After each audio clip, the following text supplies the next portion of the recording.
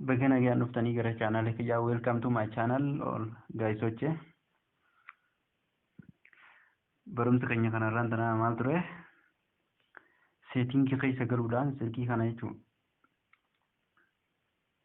silkii kenya bifarar banen ajaju akata ki dandeenyu nu singarza uske se dufne setting ki erga se ne wada kana dufne advanced feature ka jo hana se na the motion in the guster ka jo hana se ne jo se ne wada easy mode ka jo hana ala lumen fa kenyaf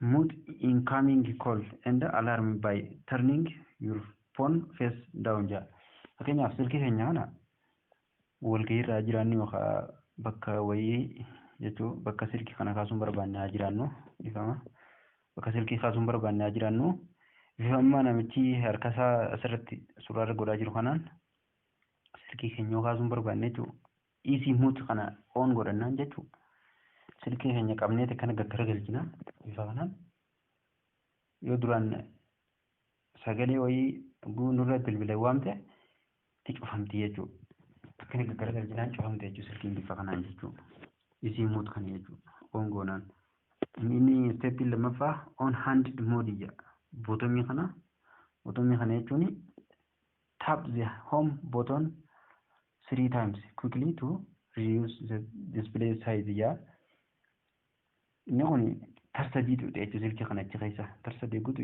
بها زلكم سكرين قطو قرص سخنة إيسه أكسر كيد قط سكرين ما خنا كيسة زجرسي سايجو إساف نفيد أيجو on handed مودين كم جتو لما فا إساف خنا تره إني سدفا أمو stepping سدفا سنجرزو finger sensory gesture جوهنا sweep up or down on the fingerprinting sensory to open or close the notification panels. Or this function is paused when the sensor is actively detecting your fingerprint. Yeah. Sorry. Ifama. Silkii kana jechuun ashaaraa isaa gama duubaa san jechuudha. San fayyadamuudhaan akkana bifaan amma godhaa jiru kanaan ajajuu dandeenya jechuudha. Daataa banachuu barbaanne asuma duubaan akkana goonaa jechuudha. Harkaan dhahine gadi hin qabnu jechuudha. Kana bifa kanaan gadi hin qabnu harkaan jechuudha. Innis finger sensory gasari isa kanaaf nu barbaachisa jechuudha. Finger sensory gasari kan setting keessa on goonaan bifa kanaan fayyadamuu dandeenya jechuudha. Bifa amma godhaa jiru kanaan akkanatti. Inni afuraffaa maal ture? Sweep to call or send messages.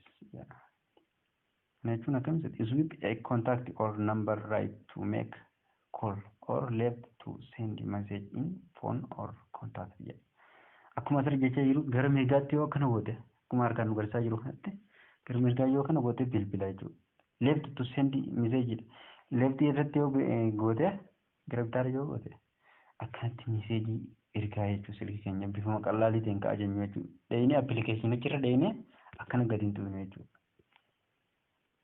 Manuma wantaa kana keessa seennee foon isa iyyuu kana keessa seennee bifa kanaan akkanatti kana ni banne jechuudha. Erga banne booda Gariboonni booda kanatti bifa kanaan karaa mirgaatti yoo koolii ta'e koolii jechuun amma bilbila jira jechuudha. Bilbila jechuudha inni kun bilbila jira ammas isa meeseejiitiin isin garsiisa isa meeseejii gamatti yoo goone amma fakkeenyaaf meeseejii isaan irratti ergu jechuudha.